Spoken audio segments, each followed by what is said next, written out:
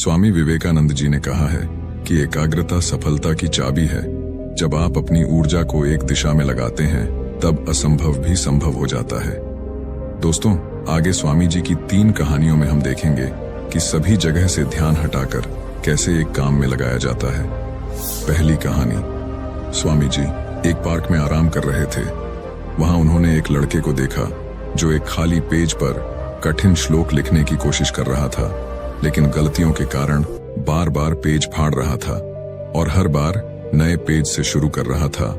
कुछ समय बाद लड़के का ध्यान स्वामी जी पर गया तो लड़का तुरंत उनके पास गया और प्रणाम करके कहा, स्वामी जी, मैं पिछले 3 घंटे से इस श्लोक को सही से लिखने की कोशिश कर रहा हूँ, लेकिन हर बार कोई न कोई गलती हो जाती है जिससे मुझे शुरू से शुरुआत करनी पड़ती है। मुझे समझ नहीं आ रहा कि मैं क्यों नहीं लिख पा रहा हूँ।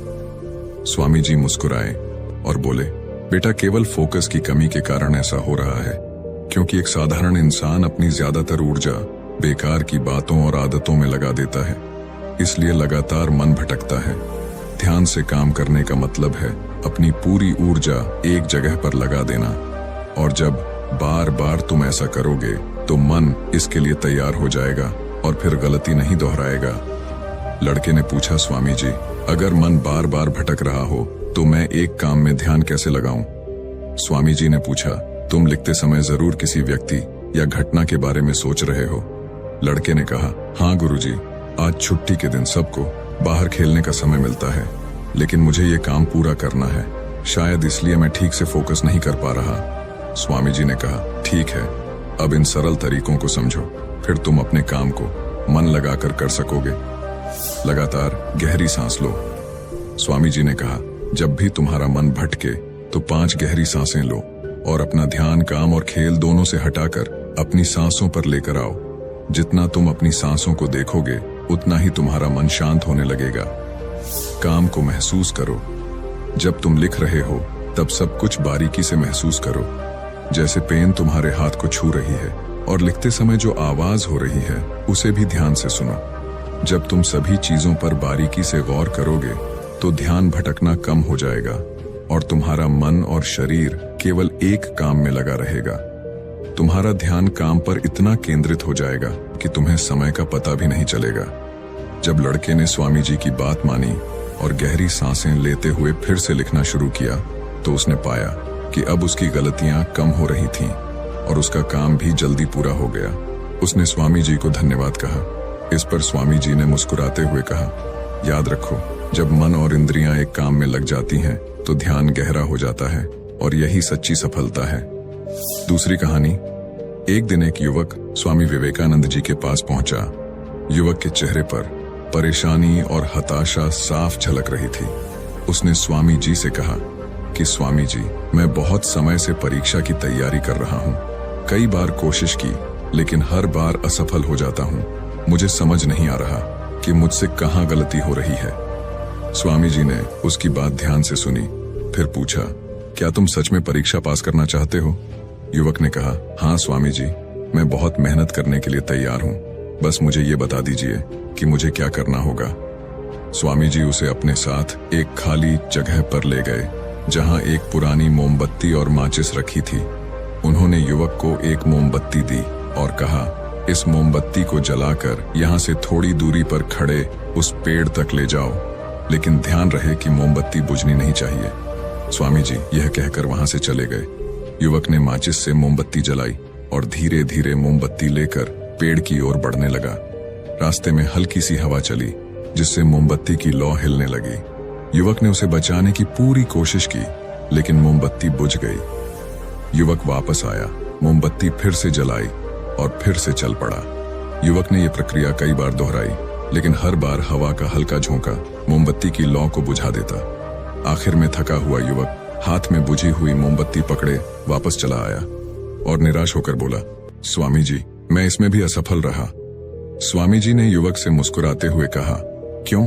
तुम्हें बस मोमबत्ती जलाकर थोड़ी दूर ही तो चलना था। युवक ने धीरे से कहा, स्वामी जी, मैंने कोशिश तो की, लेकिन हवा के कारण लौ बार बार बुझ जाती।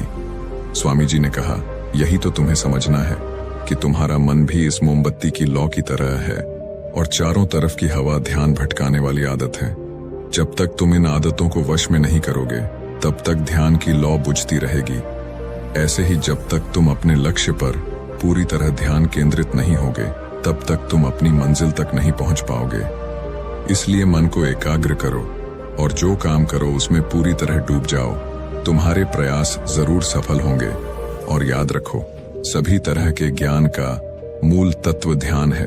इसलिए कुछ भी करने के लिए तुम्हें एक जगह ध्यान लगाना तो सीखना ही होगा। तुम जैसी आदत डालोगे वैसा ही मन होता जाएगा। इसलिए छोटे से छोटा काम भी ध्यान लगाकर करो। ऐसा करने से मन का स्वभाव बदल जाएगा, फिर तुम्हें सफलता जरूर मिलेगी। तीसरी कहानी। एक युवक ने स्वामी जी से पूछा कि मन में आ रहे विचारों को कैसे छोड़ते हैं। स्वामी जी ने युवक से कहा, बताऊंगा, लेकिन उससे पहले तुमको एक परीक्षा देनी है। फिर एक गिलास पानी को पूरा भरकर स्वामी जी ने युवक के हाथ में पकड़ा दिया और कहा, पानी की एक बूंद गिराए बिना इसे पकड़कर खड़े रहो। युवक ने कहा, यह तो आसान है, और गिलास संभाल लिया। शुरू में सब ठीक था, लेकिन थोड़ी देर बाद ही उसके मन में संदेह उठने लगे। इससे क्या फर्क पड़ेगा? आखिर कितनी देर तक मुझे ऐसे पकड़े रहने होगा? जैसे जैसे ये विचार आने लगे उसका ध्यान भटकने लगा और गिलास से पानी छलकने लगा। अंत में स्वामी जी ने कहा, बेटा, जब तक तुम्हारा मन शांत था तब तक पानी नहीं गिरा, लेकिन जैसे ही तुम्हारे मन में विचार आने लगे तो पानी बाहर गिरने लगा। उन्होंने आगे समझाया, जैसे गर्म लोहे पर हथौड़े की चोट उसे नया रूप देती है, वैसे ही तुम्हारे विचार व्यक्तित्व को और मन को आकार देते हैं। तुम्हारा मन भी गिलास में पानी की तरह है, जिसे आसानी से विचलित किया जा सकता है। अगर तुम पानी यानी मन को स्थिर रखना चाहते हो तो पहले सभी विचारों को स्थिर करना सीखना होगा। अब तुम एक काम करो, इस गिलास को फिर से पकड़ो और अपना ध्यान अपनी सांसों पर ले आओ। अपनी सांस को पेट और सीने में आते जाते महसूस करो। हाथ में होने वाले दर्द और असहजता को जाने दो। मन में जो विचार आ रहे हैं उन्हें बहने दो। खुद को याद दिलाओ कि तुम विचार नहीं हो, बल्कि उन्हें दूर से देखने वाले इंसान हो। ऐसा याद रखने से विचार आकर चले जाएंगे, लेकिन मन को विचलित नहीं कर पाएंगे। थोड़ी देर तक युवक ने इस अभ्यास को जारी रखा और गिलास से एक भी बूंद गिराए बिना खड़ा रहा। स्वामी जी ने कहा, इस तरह ध्यान से अभ्यास करते रहो।